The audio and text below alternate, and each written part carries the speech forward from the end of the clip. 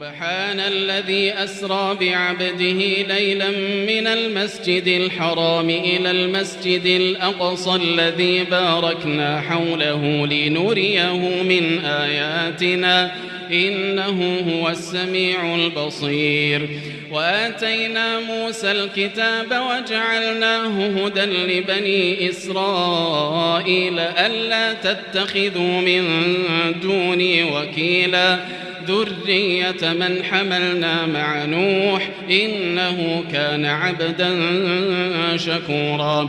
وقضينا إلى بني إسرائيل في الكتاب لتفسدن في الأرض مرتين ولتعلن علوا كبيرا. فإذا جاء وعد أولاهما بعثنا عليكم عبادا لنا أولي بأس شديد فجاسوا خلال